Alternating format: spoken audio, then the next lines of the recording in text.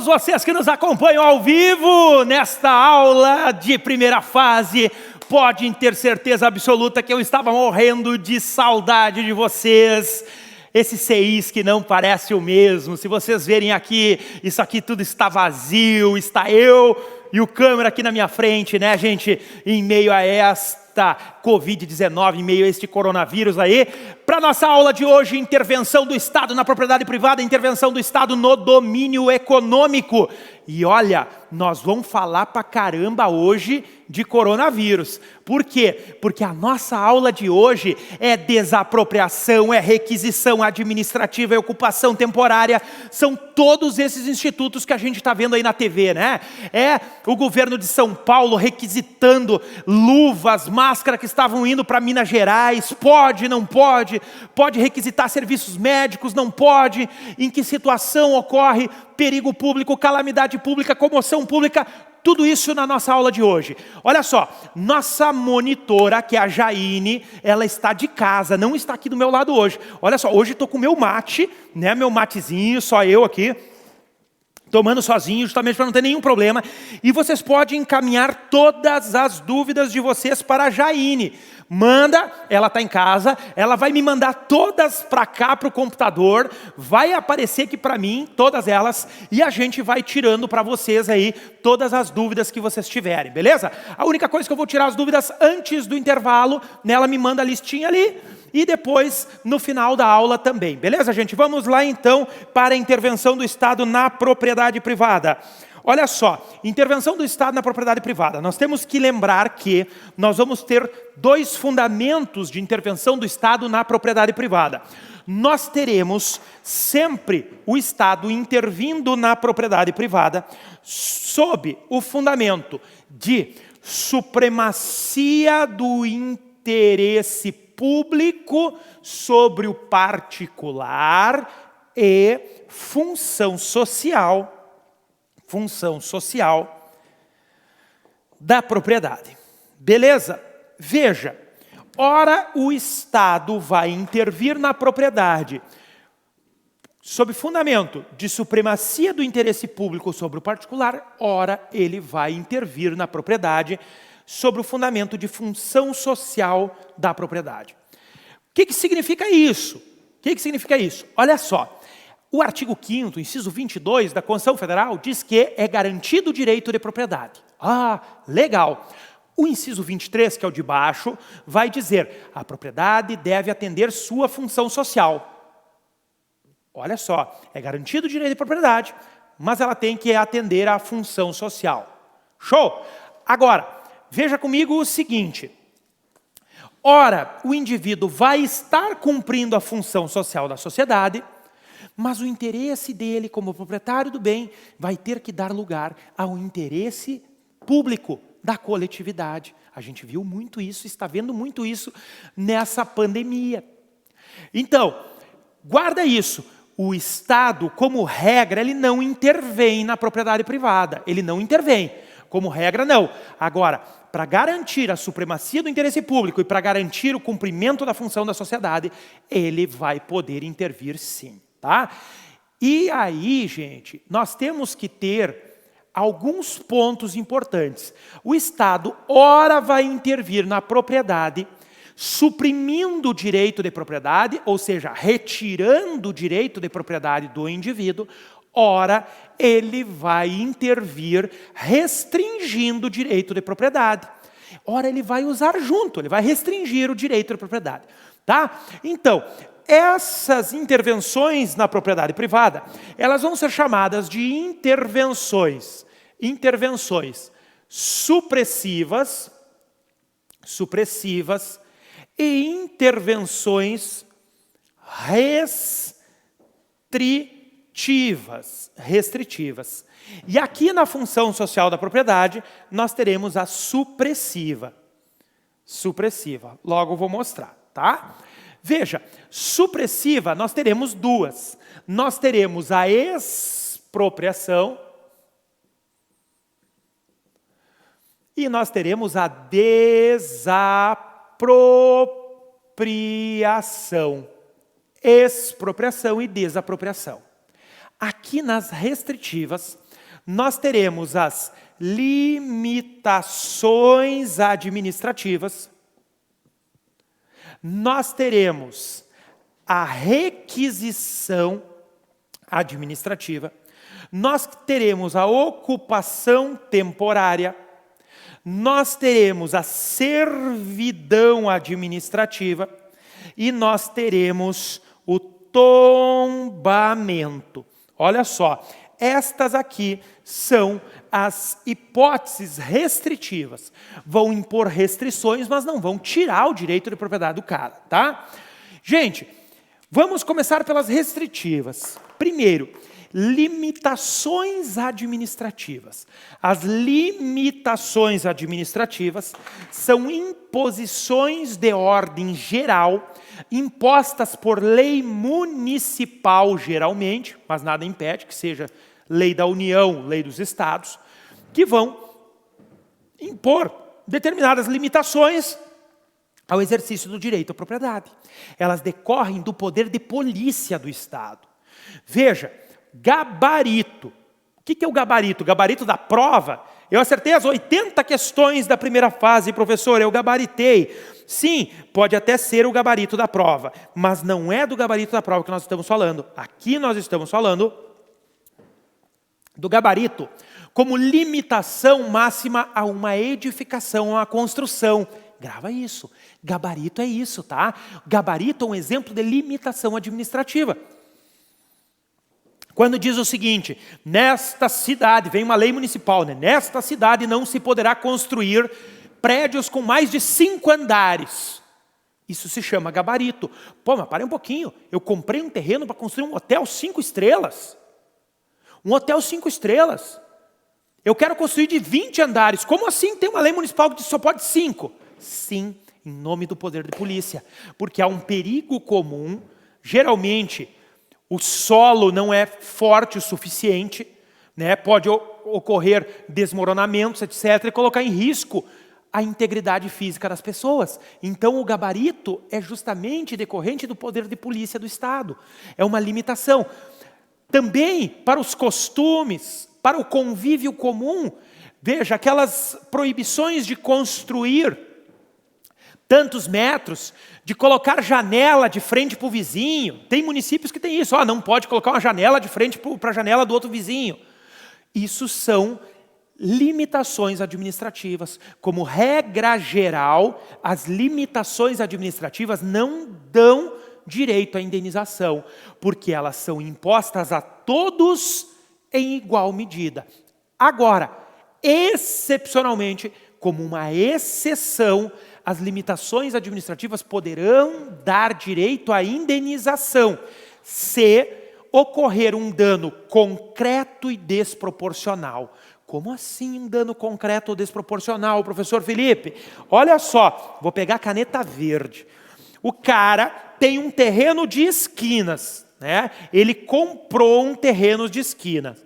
E esse terreno de esquinas, ele é de 6 metros por 6 metros. E ele está juntando dinheiro para construir a sua casa. Sua primeira casa. Juntando dinheiro para dar entrada e o restante ele vai financiar pela minha casa, minha dívida, né? Mas ele vai construir a casinha dele. 5 metros por 5 metros, 25 metros quadrados, casa dos sonhos dele, beleza? Aí, sobrevém uma lei municipal. O que é sobrevir? Vem depois. Ele era dono do terreno. Veio uma lei municipal que disse o seguinte: a partir desta data, é proibido construir nos terrenos de esquinas casa a menos de 4 metros de cada lado de uma das ruas. Aí ele olhou o terreno dele de esquina, 6 por 6, ele vai ter que deixar 4 metros para cá, 4 para cá, sobrou isso aqui para ele, ó. Quanto? 2 por 2. Cara, quem constrói uma casa de 2 por 2? Pergunto para vocês, o que vocês acham? Olha só, o cara tinha um terreno de esquina, 6 metros por 6 metros. Sobrevém uma lei municipal que diz, a partir de hoje é proibido construir a menos de 4 metros de cada um dos lados do terreno. O que sobrou para o cara? Sobrou 2 por 2. Um cantinho de 2 por 2. 2 por 2 é o tamanho da casa do meu gato. Eu tenho o meu gato, um gato charolês. Sabe aqueles gatos gordos, bem gordão? Pois é, o meu gato pesa 8 quilos, o meu gatinho charolês. Aí o meu gatinho tem uma casa e ele precisa de espaço para se movimentar. A casa dele é 2 por 2, é o que sobrou do terreno do cara. Pergunto, o cara teve um dano concreto e desproporcional? Claro que teve. Teve um dano concreto e desproporcional, porque sobrou espaço para a casa do gato, acabou o direito de construir dele, esvaziou o direito de propriedade dele. Esse cara terá direito a uma indenização do poder público municipal? Claro que sim. Por quê? Porque ele teve um dano concreto e desproporcional. Não foi um mero aborrecimento. Agora, olha uma situação em que não vai ter direito à indenização. O cara é dono de um terreno de esquina de 6 por 6, tá? Ele está ali, vem a lei municipal que diz, a partir de hoje, não pode construir a menos de 4 metros de cada lado. Aí ele olha aquela lei e diz, tô lascado. MEF, 3 pontinhos, MEF, 3 pontinhos. Tô perdido, vou achar um boca aberta para empurrar esse terreno. Aí ele vai lá, terreno, troco mais de nada, tô dando, e acha um boca aberta na rua, que vai lá e compra o terreno. Compra. Aí o cara compra, vai no município pedir a licença para edificar, para construir, chega no município e diz, olha, teu projeto não está aprovado. Como assim meu projeto não está aprovado? Claro que não. Esse terreno é de esquina, você tem 2 metros por 2 para construir. Não pode construir a casa de 5 por 5 que você sonhava. Como que não? Não, ele vai pleitear uma indenização. Ele vai levar? Não vai. Por que ele não vai levar? Porque ele não pode alegar o desconhecimento da lei. Ele comprou o terreno depois da lei municipal. O anterior teria direito à indenização, porque ele era dono do terreno, sobreveio uma lei municipal que passou a restringir o direito de construir. Opa, a lei não prejudica o ato jurídico perfeito, o direito adquirido. Agora, olha o segundo boca aberta. O segundo boca aberta tinha a lei e ele comprou o terreno depois da lei. Sentou na jaca. Não tem qualquer indenização para ele, tá? Então, presta atenção nisso, que é um ponto muito importante. Beleza, gente? Dando continuidade, olha só. Requisições administrativas, ou requisição administrativa. Essa é o que nós mais estamos vendo nessa situação de pandemia. Veja o seguinte, pandemia. Em caso, artigo 5º, inciso 25 da Constituição Federal. Abre ele e olha comigo. Artigo 5º, inciso 25. Em caso de iminente perigo público, a autoridade competente poderá usar de propriedade particular, garantida a indenização ulterior se houver dano. Então aqui, o que você tem que lembrar é o seguinte. Primeiro, em caso de iminente perigo público, basta haver um perigo público. A integridade das pessoas, a integridade física, moral, um perigo concreto ou abstrato. Basta ter um perigo. Nós vamos ter 3 situações de perigo. O perigo público, que é o mais levinho. O segundo grau, que é o intermediário, calamidade pública. Para ser atingido o nível de calamidade pública, que é um avanço do perigo público, tem que haver paralisação ou ameaça à paralisação de serviços públicos. Havendo paralisação de serviço público ou ameaça à paralisação, já é possível atingir o segundo grau, que é calamidade pública. E o terceiro nível, que é o nível mais grave, é o de comoção pública. A comoção pública, ela pode vir acompanhado da calamidade pública ou não. Geralmente ela vem acompanhada da calamidade. O que é o nível de comoção pública? A comoção pública é o atingimento do moral, do psicológico, da população em determinado espaço geográfico. Essa comoção pública, ela pode ser local, regional ou nacional. E ela pode ser leve, moderada ou grave. Se atingir o nível de comoção nacional e de nível grave, é possível a decretação do estado de sítio. E a decretação do estado de sítio vai permitir vários institutos, como restrição de direitos fundamentais e inclusive a requisição. Então, olha só, nós vamos ter, em caso de iminente perigo público, o perigo público, que é o mais leve, já autoriza a requisição administrativa. Então, a requisição administrativa pode ocorrer no perigo público, que é o leve, no calamidade pública, que é o médio, e no comoção pública, que é o mais grave. Pode ocorrer. A autoridade competente. Quem é a autoridade competente? Qualquer agente público no exercício da função pública. Qualquer agente público no exercício da função pública. O guarda municipal de trânsito. Está vindo lá o guarda municipal de trânsito, está parado com o seu apitinho na esquina, dá um acidente. Pum, bum, paulada. Tem alguém sofrendo perigo à vida. Este guarda de trânsito poderá pular no meio da rua, está vindo o Joãozinho com o carro dele, e ele dizer: pare em nome da lei, eu necessito desse carro para prestar socorro para essa vítima. Pegar aquele carro, mesmo contra a vontade do Joãozinho, e conduzir o cara ao hospital. Olha só, a requisição administrativa, ela goza dos atributos da autoexecutoriedade, porque a própria administração pública pode impor.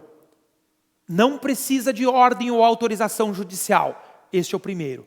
Segundo, imperatividade, porque ela é imposta a goela abaixo do indivíduo, queira ele ou não. Terceira, coercibilidade. O poder público poderá se utilizar de meios coercitivos para fazer a requisição administrativa.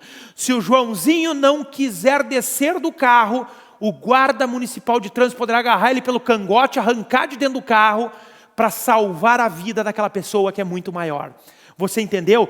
Então, a autoridade competente diz que não precisa ter ordem ou autorização judicial. Isso é autoexecutoriedade. Poderá usar da propriedade particular.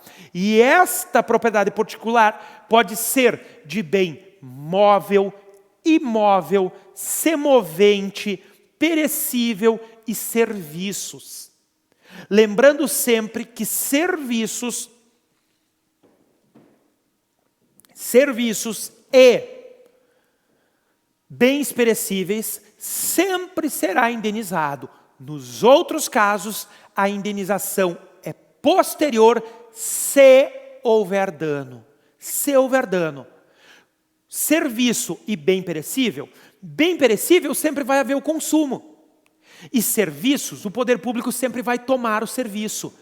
E sob pena de enriquecimento sem causa por parte do Estado, o Estado tem que indenizar o serviço de quem o prestou. E aí nós estamos vendo essa situação agora da pandemia, exatamente das requisições administrativas. O poder público requisitando bens imóveis, hotéis, hospitais privados. O poder público requisitando máscaras, luvas, bens perecíveis. Vai indenizar sempre quando? Ao final, nunca é prévia. Depois do uso. Primeiro eu uso, meu amigo, tem perigo à vida das pessoas envolvidas. Você entendeu? Uso e indenizo ao final. Serviços. Observe o seguinte. Serviços, já estamos tendo serviços requisitados. Aqui no Rio Grande do Sul, o governador decretou a requisição de serviços públicos e privados, de pessoas físicas e jurídicas. Profissionais da saúde poderão ser compelidos, sob pena de coercibilidade a prestar serviços médicos à população. Em nome do quê? Supremacia do interesse público sobre o particular. Gente, há um interesse público da coletividade que se sobrepõe ao interesse privado daquela pessoa. E aí ela será compelida a prestar o serviço. Será indenizada? Sim, sempre. Ninguém vai prestar serviço gratuito para o Estado, sob pena do Estado enriquecer ilicitamente sobre o particular. Mas essa indenização é ao final, depois de ele prestar o atendimento, tá? Então grava isso. Falou em requisição administrativa, há um perigo público.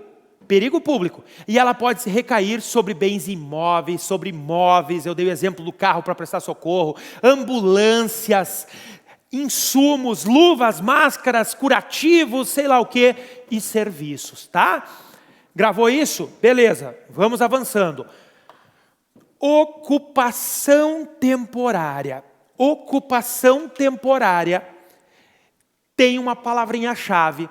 A ocupação temporária tem a palavra obra. Obra. Como assim?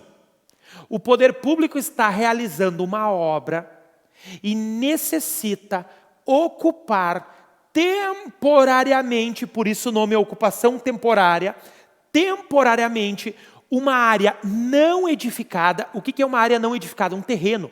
Aqui a gente chama de terreno baldio. Um terreno baldio lá, um terreno abandonado, uma área não edificada, para colocar em cima daquele terreno materiais, maquinários, alojamento de operários. Cara, precisa fazer uma ponte.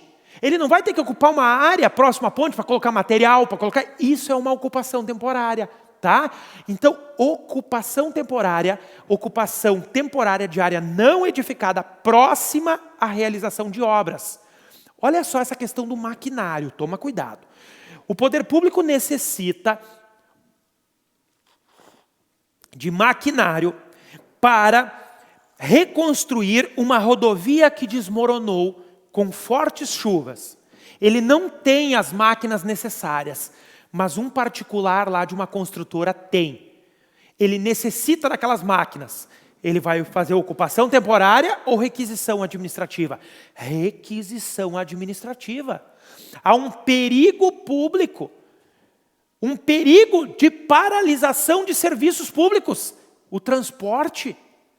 Houve o desmoronamento de uma rodovia e ele tem que restabelecer aquela rodovia, ele não tem as máquinas necessárias. Ele requisita ao particular. Agora, ele vai ter que colocar aquelas máquinas em um terreno não edificado próximo da rodovia. Ocupação temporária.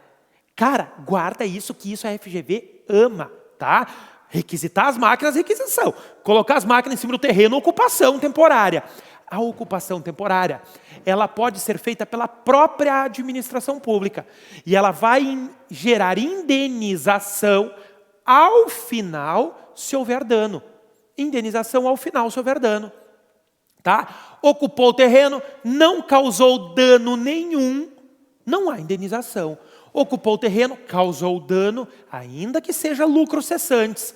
Digamos que o cara perdeu de alugar aquele terreno. Ele alugava para colocar circo, parque de diversões em cima e ele perdeu de alugar naquele período. Comprovando o dano, ele recebe a indenização. Tá? Beleza? Não confunda a ocupação temporária com a servidão administrativa. A servidão administrativa é um direito real público. A servidão administrativa, ela tem um caráter permanente. A ocupação temporária, o próprio nome diz, temporária. A servidão administrativa, ela é permanente. O particular vai servir ao poder público. De modo permanente, o poder público vai usar junto com ele. A servidão administrativa vai gerar um gravame na coisa. O que é um gravame na coisa? Vai gerar um gravame na matrícula do imóvel, dizendo que aquele imóvel possui uma servidão administrativa sobre ele. O que é isso, por exemplo? A instalação de uma rede de energia elétrica, um oleoduto, um aqueduto, né? Um gasoduto. Tem que passar um gasoduto por baixo do terreno do cara. Vai passar. Quanto tempo vai ficar lá esse gasoduto? Só Deus sabe. Pode ser uma vida inteira, pode ser 50 anos, pode ser 20 anos. Ela tem um caráter permanente. Uma rede de alta tensão, ela vai ter que passar por cima de alguma coisa. Ela vai ter que passar por cima de uma área particular. E aí, vai ser por 100 anos, 200 anos, 20 anos. Presta atenção o seguinte, na servidão administrativa, ou se realizará acordo, ou o poder público terá que ingressar com ação judicial. E ela vai gerar indenização em duas hipóteses. Primeira hipótese, se ficar demonstrado dano, como por exemplo, rede de alta tensão. Se comprovar que debaixo de uma rede de alta tensão nada nasce, nada se cria, tudo morre, vai haver indenização. Imagina, né, aquela rede de alta tensão passando por cima de uma propriedade rural em que o cara plantava arroz. E aí passa aquela rede de alta tensão, quilômetros e quilômetros, e nada debaixo daquilo nasce. Ele comprovou a perda patrimonial, ele vai ser indenizado. Ou gerar proveito econômico direto, não como meio, direto. Eu vou dar o exemplo para vocês. Olha só, o exemplo que não cabe indenização e que cabe indenização. A rede de alta tensão, ela gera proveito econômico direto. Nasce dela de proveito econômico direto? Não, ela é meio. Ela é só um meio para conduzir energia elétrica. Nesse caso, a indenização haverá se ocorrer dano. Agora, sabe aqueles cataventos de energia eólica, aqueles que ficam girando, girando e geram energia? Aquilo gera energia eólica e gera proveito econômico direto, porque ele está em cima da terra e aquilo gera energia dali. O poder público indeniza? Claro que indeniza muito bem. Nesse caso vai ter indenização não pelo dano, eu não preciso comprovar o dano, eu comprovo o proveito econômico direto do Estado, porque ele está extraindo de cima da minha terra economia, dinheiro, então eu também tenho que ter uma portezinha desse dinheiro também, só o poder público vai ganhar e eu que sou proprietário, não, vai indenizar. E aquilo lá é colocado por servidão administrativa, tá? Então guarda isso, gerou proveito econômico direto para o Estado, pá, tem indenização. Causou dano, pá, tem indenização. Não existe autoexecutoriedade, o poder público tem que fazer acordo ou ingressar com uma ação de servidão administrativa, tá? Beleza? Show de bola. Próximo instituto, tombamento. O tombamento, ele serve para preservação de um bem de valor histórico, arqueológico, arquitetônico, paisagístico, arqueológico, tudo isso. Então você tem que lembrar o seguinte, olha só, falou em tombamento, você tem que lembrar, preservação de um bem de valor histórico, artístico, paisagístico, arquitetônico, arqueológico, qualquer bem, seja bem móvel, imóvel, imaterial. Como assim, professor? Imaterial? Sim, uma música. Imagina aquela música que faz parte do patrimônio histórico, cultural brasileiro. Ela pode ser tombada? Claro que sim, justamente para se manter a preservação da memória. Um bem móvel, professor, pode ser tombado? Claro! Olha as luvas que Dom Pedro usou para empunhar sua espada quando gritou independência ou morte, estão tombadas lá no Rio de Janeiro.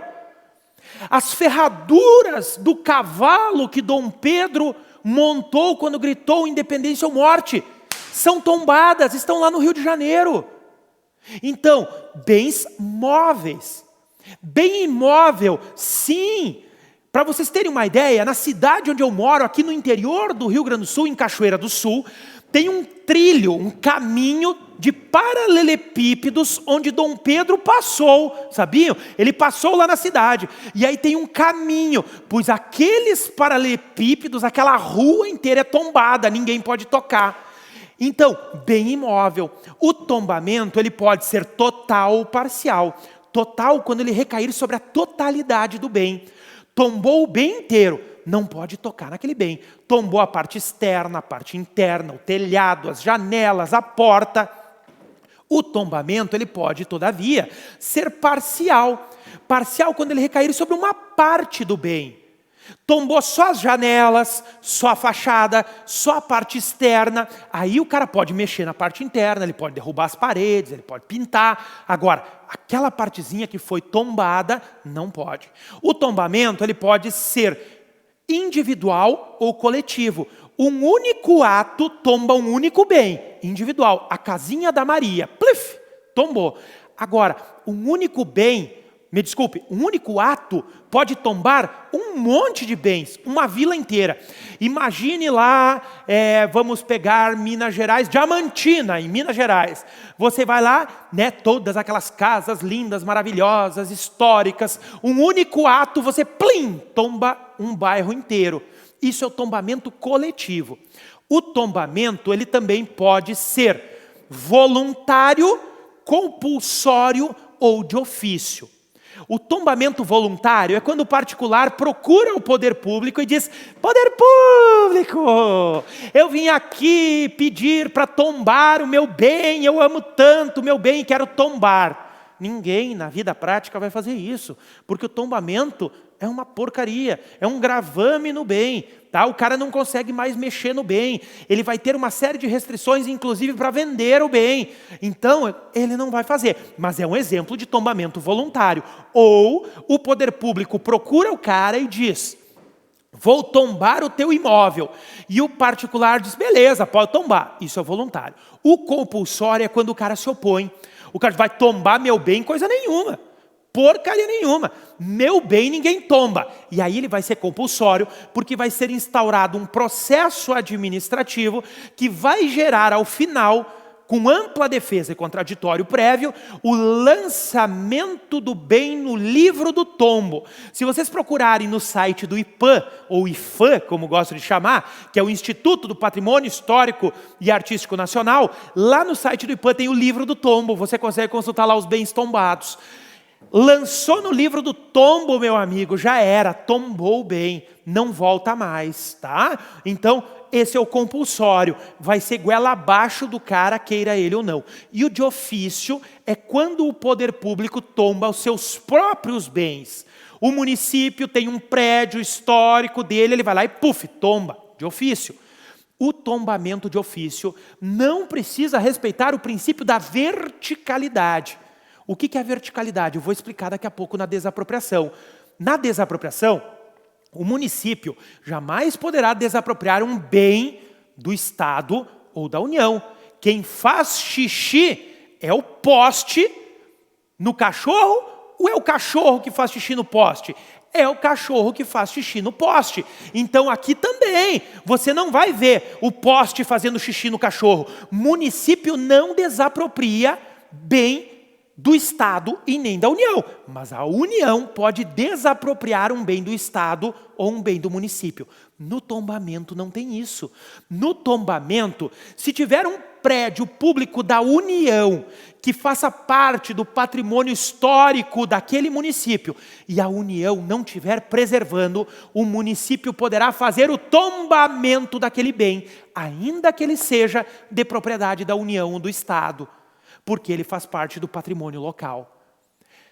Por que isso pode ocorrer? Porque no tombamento não há retirada do direito de propriedade. A União não vai deixar de ser dona do bem. O Estado não vai deixar de ser dono do bem, assim como o município não vai deixar de ser dono do bem, nem o particular. O tombamento não retira o direito de propriedade. O tombamento impõe o dever de preservação do bem. É isso. Por isso que não precisa respeitar a verticalidade. Já na desapropriação, o cara tira o direito de propriedade. Então, obviamente, se vai perder o direito de propriedade, aí não vai poder fazer de qualquer jeito, tá? Para fechar o tombamento, a gente tem que falar de duas coisas. Primeiro, o chamado efeito extra partes. Vocês não aprenderam lá em processo civil o efeito extra petita da sentença? O que é o efeito extra petita? É quando o juiz dá alguma coisa que está fora da petição, que o cara não pediu. O efeito extra partes é isso. Quem são as partes no tombamento? O proprietário, que é o dono da coisa que está sendo tombado, e o poder público. Essas são as partes. Poder público tombante, proprietário tombado. E o que é o efeito extra partes? É quando tem um cara que está lá fora, que não tem nada a ver com a paçoca e vai respingar nele alguma coisa. O cara está olhando lá, ih, não tenho nada a ver com essa história, coitado do meu vizinho, olha lá, ó, teve o bem tombado, ali, puf, cai um vaso de flor na cabeça dele. Isso é o efeito extra partes. Como assim? Os vizinhos das coisas tombadas poderão ser proibidos de construir de modo que venha a ofuscar a visibilidade do bem tombado, sob pena de ser mandado destruir a construção.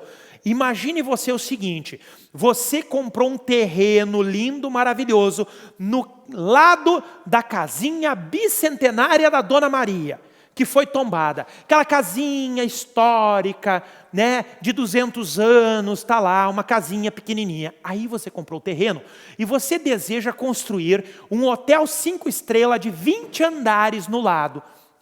Para você construir, você vai pedir a licença para edificar ao município. O município não pode te dar uma licença direta. Sabe por quê? Ele vai ter que encaminhar o teu processo para o IPHAN, o Instituto do Patrimônio Histórico Artístico Nacional. O IPHAN que poderá autorizar. E o IPHAN pode autorizar ou não. Se ele achar que aquele hotel vai ofuscar a visibilidade do bem tombado, ele não autoriza. Esse é o chamado efeito extra partes ao tombamento, tá? E por último, o proprietário de um bem tombado, se não tiver dinheiro para fazer as adequações, os restauros, a preservação do bem necessária, ele é obrigado a notificar o IPHAN. Notifica dizendo: olha, IPHAN, eu não tenho dinheiro para preservar esse troço aqui.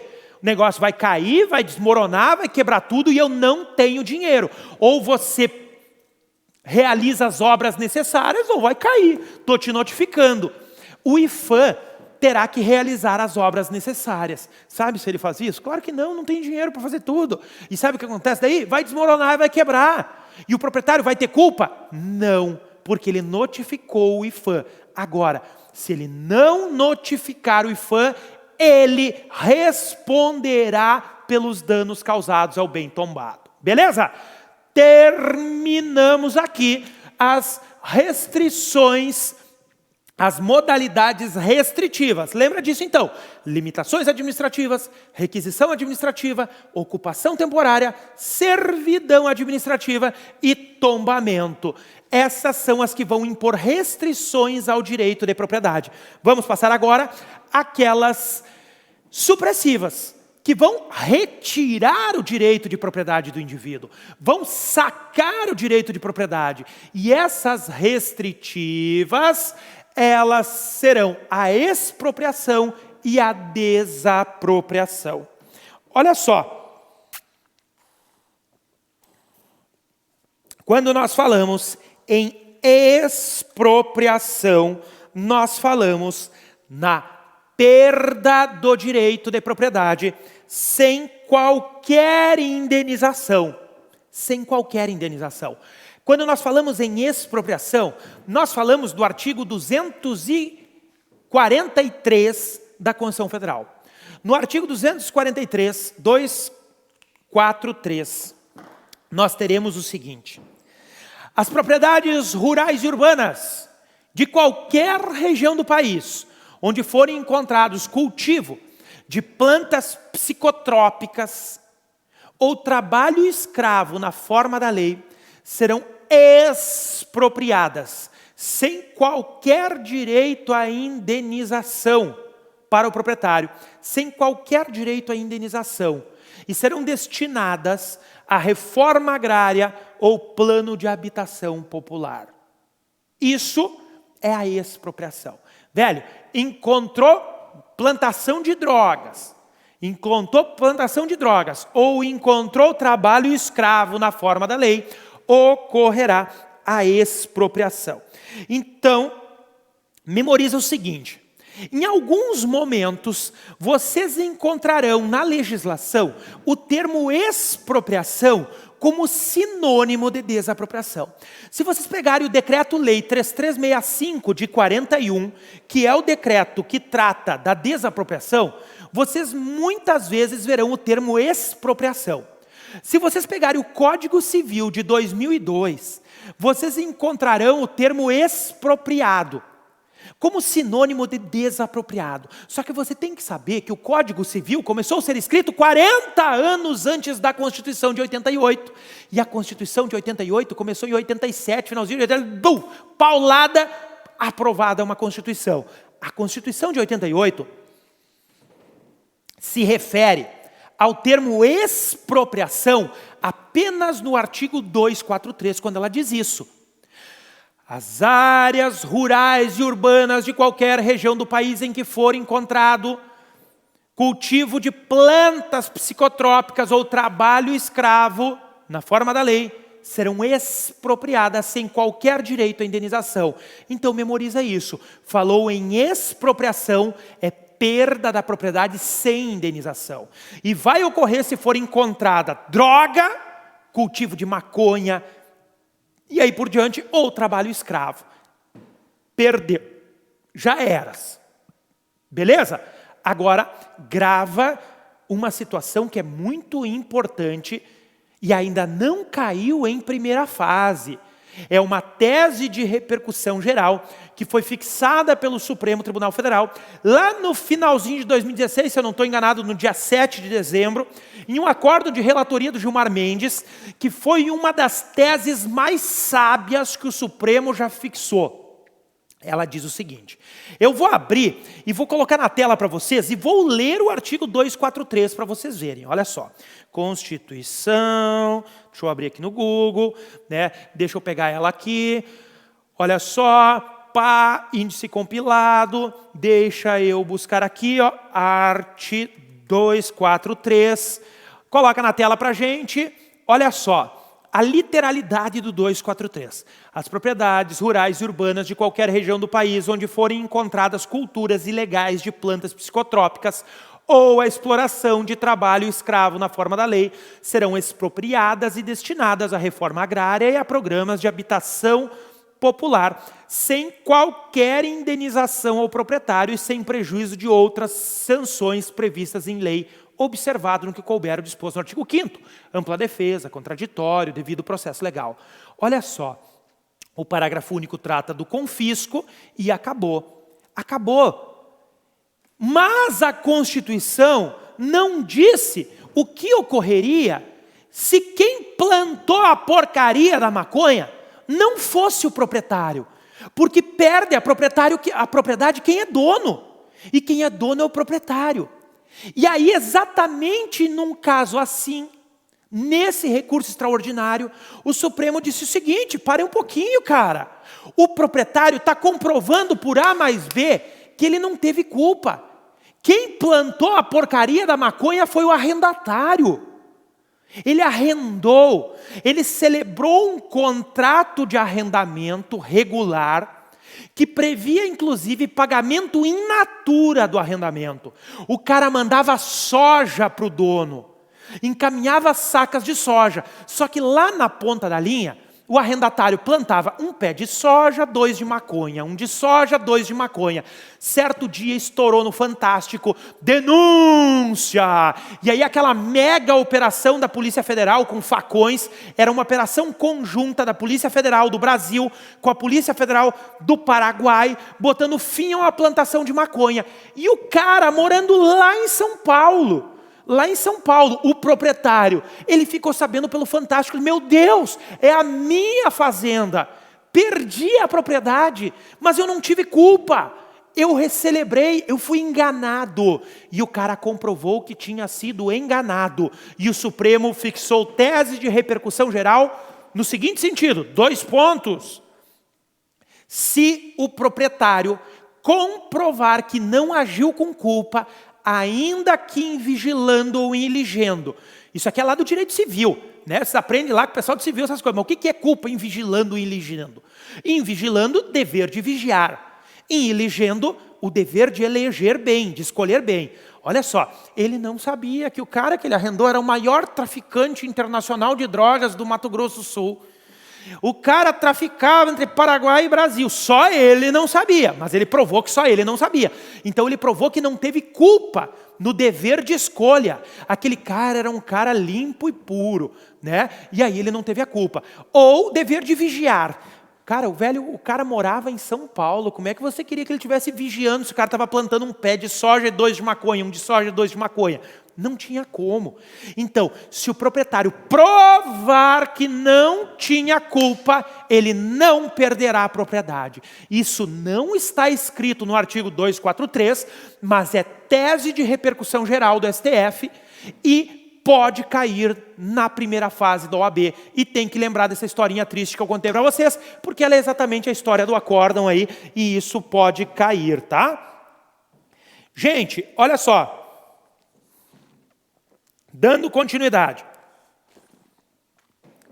Nós temos que falar da desapropriação. A desapropriação é a perda da propriedade com direito à indenização. Com direito à indenização. E esta desapropriação, ela terá 2 modalidades. A chamada desapropriação ordinária, e a desapropriação sancionatória. A desapropriação ordinária, ela vai ocorrer da supremacia do interesse público sobre o privado, e a sancionatória pelo descumprimento da função social. Tá? Então veja, aqui, a ordinária, ela vai ser por interesse social, por necessidade pública ou por utilidade pública. A ordinária, o proprietário não fez nada de errado. Mas o poder público, em nome da supremacia do interesse público sobre o particular, ele precisa daquele bem privado. Ele necessita daquele bem. E aí ele vai desapropriar. Veja, vamos dar o exemplo seguinte. O prefeito de determinado município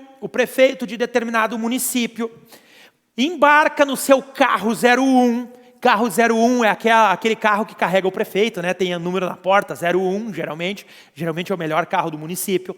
E sai pela cidade, olhando, preciso encontrar um imóvel para colocar uma escola de educação infantil no bairro Feliz.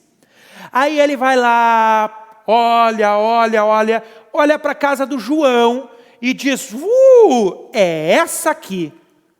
Aí o João diz, minha coisa nenhuma, eu moro aqui com a minha esposa, com os meus filhos, essa casa eu comprei com o suor do meu trabalho, ninguém vai tirar. O João perdeu, não tem choro para o João, perdeu João. Não existe oposição de bem de família contra a desapropriação. A desapropriação é forma originária de aquisição da propriedade. Olha só, gente, isso é muito importante mesmo. A desapropriação é forma originária de aquisição da propriedade. O prefeito olhou para a casa do João, o João perdeu. E ele vai dizer, mas aqui eu vivo feliz da vida com os meus filhinhos, com a minha família. Essa casa eu comprei com o suor do meu trabalho. Por que a minha e não a do vizinho do lado? Perdeu. Observe, a desapropriação é um dos braços mais fortes do Estado. O Estado impõe a sua supremacia sobre o particular. Tanto é assim que o João, em contestação na ação de desapropriação, ele só poderá contestar só duas coisas: vício no processo judicial ou discutir valor. Ele nunca vai poder discutir por que a minha casa e não a do vizinho do lado. Ele não vai poder alegar: esse prefeito é meu inimigo político. Não vai. Jamais se analisará isso em uma contestação, em uma ação de desapropriação. Por quê? Porque aqui existe a supremacia do interesse público sobre o privado. E o interesse público em colocar uma escola de educação infantil no bairro Feliz, e que aquele imóvel do João atende todas as peculiaridades para colocar essa escola, é muito maior do que o interessezinho pequenininho dele, da família dele. Então ele vai perder a propriedade. Agora, nesse caso, obviamente que o João vai receber uma justa e prévia indenização em dinheiro. Justa e prévia indenização em dinheiro, porque ele não fez nada de errado. Essa desapropriação não é uma punição. Ele estava usando o imóvel dele, estava dando a função social. Então, indenização justa e prévia em dinheiro. E esta indenização, ela vai compreender o valor do bem atualizado monetariamente, acrescido de juros compensatórios e moratórios, bem como honorários periciais, honorários advocatícios e o fundo de comércio. O que é o fundo de comércio, professor? Imagine numa cidade, olha para a tua cidade, cidade do interior do teu estado. Esteja você no Acre, né, em Rondônia, em Roraima, em Minas Gerais, aqui no Rio Grande do Sul. Aí lá na tua cidade tem aquele bar. Sabe aquele bar conhecido? Aquele bar que há anos está lá, que todo mundo vai, porque é o point da cidade. Então, o cara vai lá e desapropria aquele bar. Ele perdeu o ponto. Ele terá direito a essa indenização também, se o bem desapropriado for um point, terá. É o chamado fundo de comércio. O fundo de comércio inclui-se na indenização também, o valor do ponto, tá? Então, gravou isso? Essa é a desapropriação ordinária. E aí o poder público poderá fazer, com autorização judicial, a chamada emissão provisória na posse. A emissão provisória na posse é, desde já, subir para cima do bem desapropriado, tomar posse do bem desapropriado. A desapropriação, ela ocorrerá em duas fases, tá? Eu vou falar as duas fases para explicar a emissão provisória. Primeiro, a fase declaratória. Declaratória é isso. O chefe do Poder Executivo, mediante decreto, ou o Poder Legislativo, por lei, ele vai declarar aquele bem como de necessidade pública, utilidade pública ou interesse social. Olhou para a casa do João e disse: puf, decreto esta casa como de utilidade pública para a instalação de uma escola de educação infantil. Ponto. Isto é a fase declaratória. Somente o poder público pode fazer isso. Declarado o bem, virá a fase executória. A fase executória, ela ocorrerá da seguinte forma: o poder público procura o proprietário, notifica ele e diz: olha, declarei tua casa, João, como de utilidade pública para colocar uma creche.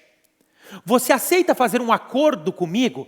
E pasmem, de 2019 para cá, existe a possibilidade de celebração de acordo. Celebração de acordo mediante mediação ou arbitragem. Guarda essas duas palavrinhas. É possível que o poder público, junto com o particular, elejam a realização de mediação ou arbitragem para isso, tá? Aí, Se não houver acordo, o poder público vai ajuizar a chamada ação de desapropriação. Não é a força que ele vai arrancar o cara de lá, ele vai ter que ingressar com a ação. Essa ação de desapropriação, na petição inicial, o poder público poderá pedir como uma espécie de liminar ou tutela de urgência, né, a chamada emissão provisória na posse. Ele vai depositar em juízo o valor que o juiz arbitrar. Digamos que o imóvel tem o valor inicialmente calculado de 100 mil reais. O juiz vai dizer, poder público, deposite 100 mil reais em juízo e eu te darei a emissão provisória na posse. Se o juiz conceder a emissão provisória na posse, o proprietário do bem terá duas opções.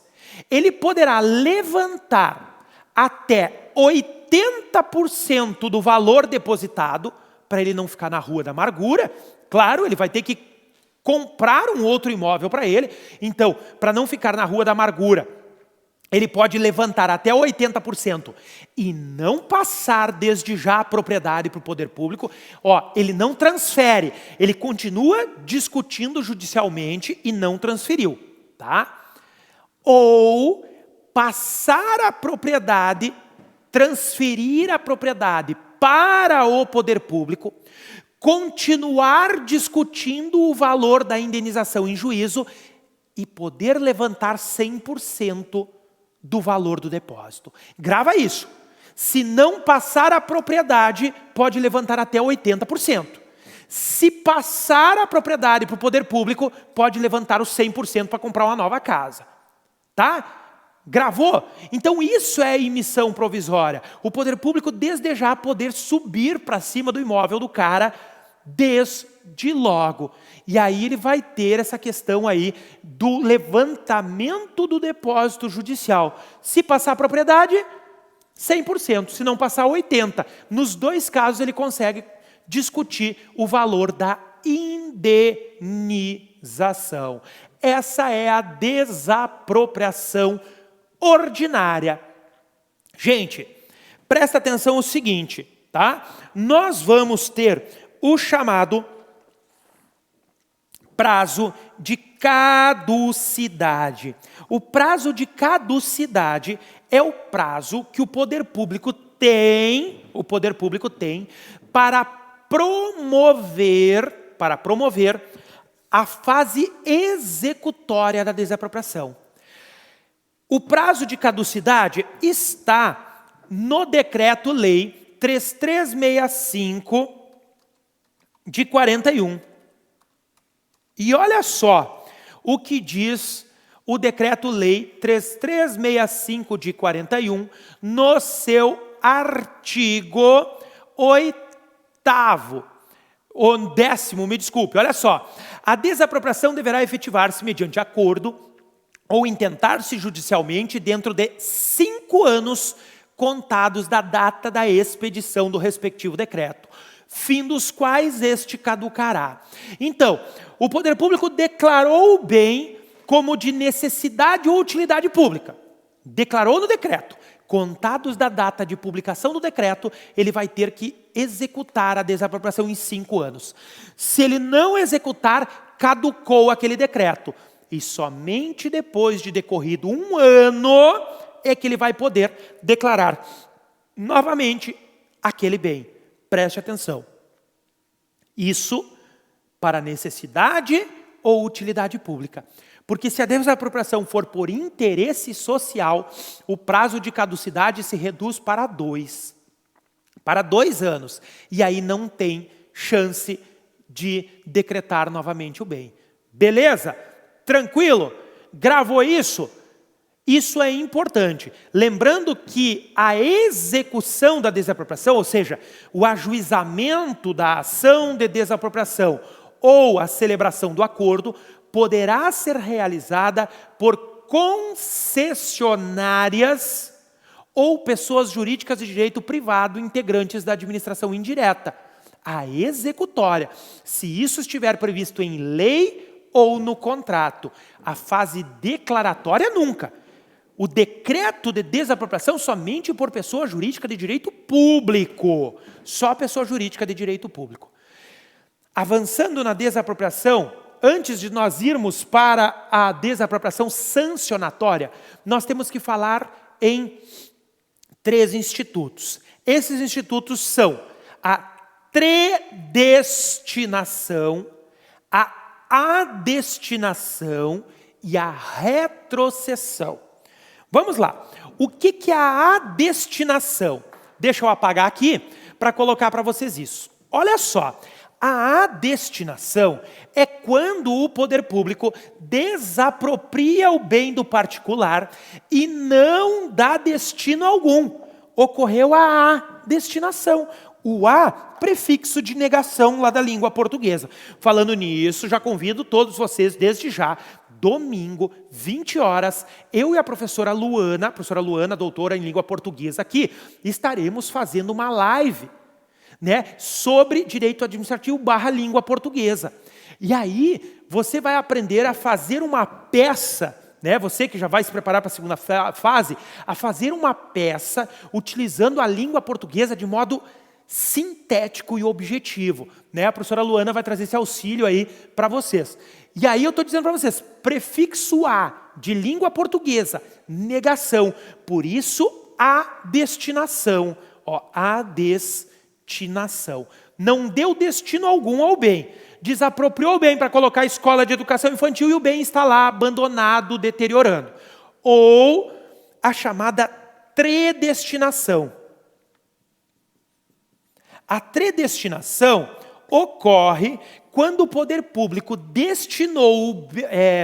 desapropriou o bem para uma finalidade e trocou a finalidade, trocou o destino, por isso predestinação. Professor, por que não coloca trodestinação então? Porque fica feio. Tro de troca, trocou o destino. Aí ficou predestinação, para combinar o português. A predestinação, ela vai ocorrer de 2 formas. A lícita ou a ilícita. A lícita, quando a finalidade continuar sendo pública. Olha só, o poder público desapropriou a casa do João para colocar uma escola de educação infantil. Mas ele mudou de ideia. Ele colocou lá um posto de saúde. Ocorreu a predestinação? Ocorreu. Mas essa predestinação é a lícita, porque a finalidade continua sendo pública. Trocou a escola por um posto de saúde. Agora, olha a ilícita. Desapropriou para colocar a escola de educação infantil. 3 meses depois colocou o imóvel à venda. A finalidade não continua sendo pública. Ocorreu a predestinação ilícita. E quando ocorrer a predestinação ilícita ou a adestinação, ou seja, quando o poder público não der destino algum ao bem, ou der um destino que não seja para atender a finalidade pública, abrirá ao antigo proprietário o chamado direito de retrocessão. Esse direito de retrocessão é o direito de reaver o bem pelo valor atual. Esse é o problema, pelo valor atual. Gente, olha só, não é o valor que o poder público tinha pago pela indenização, é o valor atual. Ou seja, se na época que o bem foi desapropriado, ele valia 100 mil e hoje ele vale 200 mil, o proprietário só poderá reaver o bem se ele pagar os 200 mil atuais. É injusto? É injusto, mas é isso que prevê e para o exame de ordem de vocês, primeira fase, é isso que pode ser cobrado, tá? Tem que lembrar disso. O direito de retrocessão, ele ocorrerá quando ocorrer a adestinação ou a predestinação ilícita e ele será pelo valor atual da coisa. Não há direito à retrocessão no caso de predestinação lícita. E isso caiu há uns 2 exames atrás, em primeira fase. Tá? Não há. Beleza? Fechamos aqui. Gente, vamos para a desapropriação sancionatória. A desapropriação sancionatória, ela vai ocorrer em 2 hipóteses, na urbana e na agrária. E ela vai se dar por descumprimento da função social. Grava comigo o seguinte. Primeiro, desapropriação sancionatória urbana. Urbana. Está prevista no artigo 182, parágrafo 4º da Constituição Federal. E lá vai dizer mais ou menos assim: o poder público municipal, veja, a sancionatória urbana só o município pode fazer.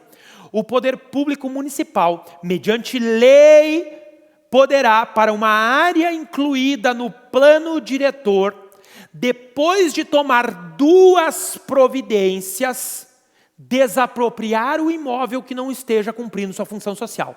Mas e quais são essas 2 providências obrigatórias? Primeiro, olha só, imagine aquela área não edificada, um terreno abandonado, baldio. O poder público notifica o proprietário, construa sobre este terreno. Ele nada faz, caga e anda. O poder público notifica novamente: vou instituir o IPTU progressivamente no tempo. Vai aumentar o valor do IPTU. O proprietário continua cagando e andando. Nem aí. A partir disso, decorridos 5 anos do IPTU progressivo no tempo, o poder público municipal poderá desapropriar. E aqui na desapropriação não vai ter juros moratórios nem compensatórios. Ele vai desapropriar o imóvel e o pagamento da indenização ocorrerá mediante títulos da dívida urbana em um prazo de resgate de até 10 anos. Não há indenização em dinheiro. Na desapropriação sancionatória urbana, o prazo é de até 10 anos e o pagamento feito em títulos da dívida urbana, porque é uma punição. Ele não cumpriu a função social. Isso pode recair sobre uma casa abandonada em uma cidade, sobre um terreno não edificado, sobre uma área não construída ou não parcelada. O que é o parcelamento? Aquele loteamento. Isso poderá vir a ocorrer, tá? E a desapropriação sancionatória agrária ou rural. A desapropriação sancionatória agrária ou rural está prevista no artigo 184 da Constituição Federal. E ela é de competência da União. Enquanto a urbana só o município faz, a agrária, por interesse social, só a União faz. E aí, a propriedade rural que não atender à função social será desapropriada para fins de reforma agrária. O prazo de indenização dobra, é de 20 anos e será pago mediante títulos da dívida agrária. Não é em dinheiro, porque é uma punição. Então lembra disso, quando for a desapropriação sancionatória, a indenização não é em dinheiro, é em títulos da dívida. Urbana na urbana, agrária na agrária. As benfeitorias úteis e necessárias, essas serão indenizadas em dinheiro, tá? E lembra o seguinte, a pequena propriedade rural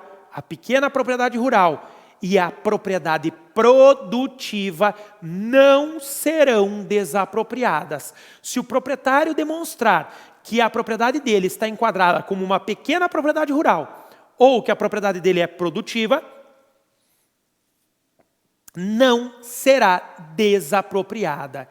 E aqueles destinatários dessa propriedade, aqueles assentados, os trabalhadores sem terras que receberem esta propriedade, eles não poderão negociar esta propriedade em um prazo de 10 anos. Professor, depois que decorrer 10 anos eles podem negociar? Podem. Até 10 anos eles não podem negociar. Show! Olha só. Antes de passarmos para a intervenção do Estado na ordem econômica, vamos falar da desapropriação indireta. O que é a desapropriação indireta? Veja comigo o seguinte: os bens particulares, depois de incorporados ao patrimônio público, não serão objeto de reivindicação. Qualquer questão se resolverá em perdas e danos. Esta é a literalidade do artigo 35 do Decreto-Lei 3365 de 41. O que isso quer dizer? Não existe reintegração de posse contra o poder público. Só existe a favor do poder público. Depois que o poder público subir para cima de um bem privado, mesmo que não tenha pago a indenização prévia, não há reintegração de posse contra o poder público. Ocorrerá, neste caso, a chamada desapropriação indireta.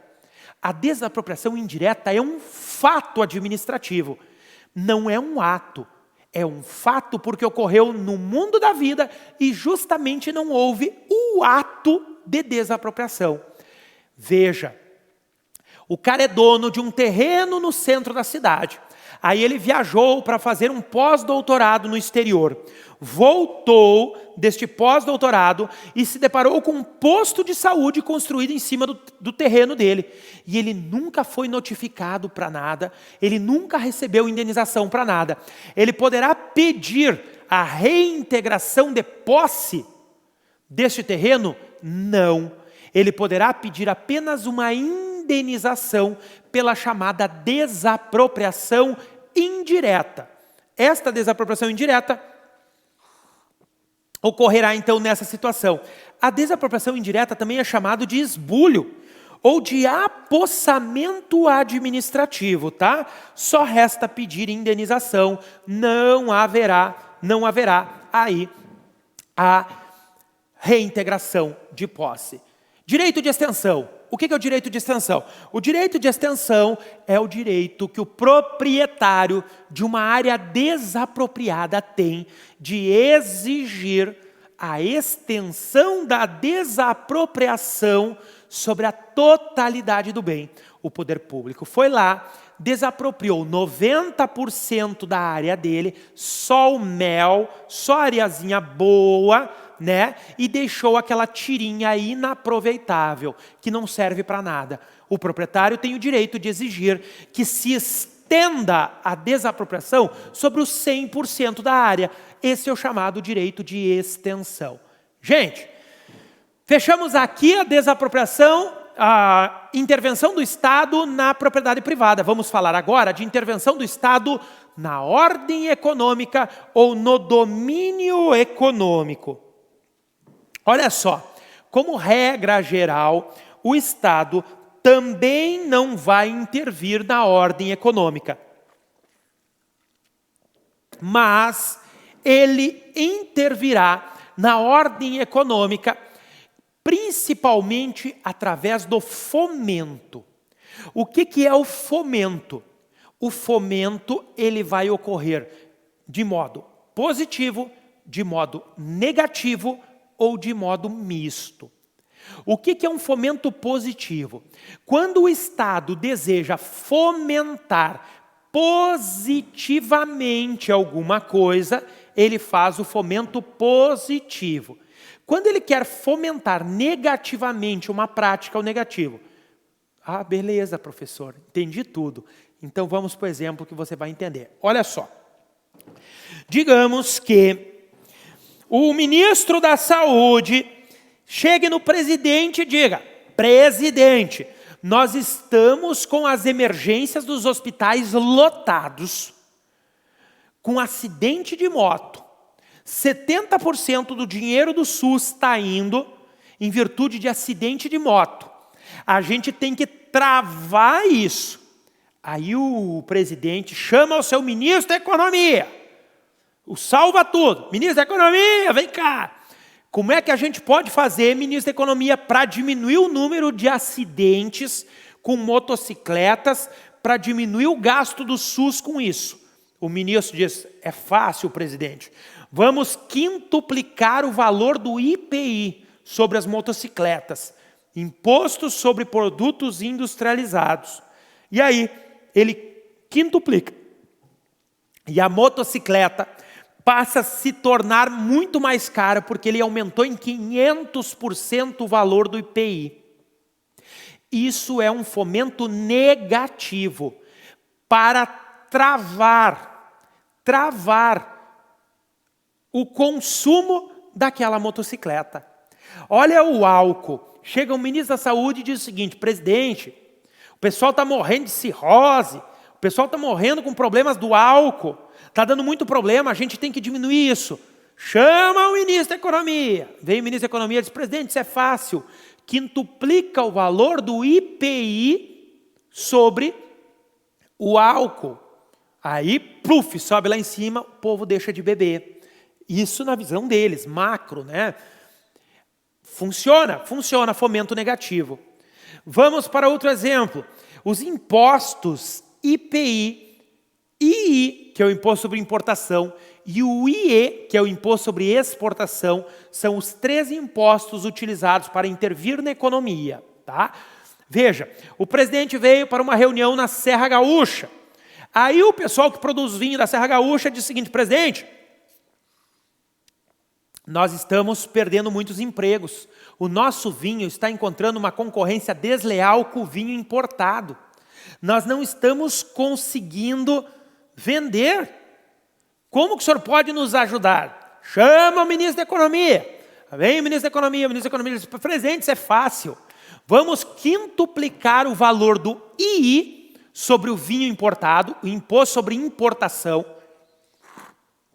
Aí a gente trava a entrada de vinho estrangeiro, vamos zerar o IPI sobre o vinho nacional, que aí o povo brasileiro vai comprar o vinho que vai ficar mais barato que o nacional e vai deixar de comprar o importado. Isso é um fomento misto. Positivo porque favorece o consumo, negativo porque dificulta o consumo do vinho externo. Show? Beleza? Fechamos aí o nosso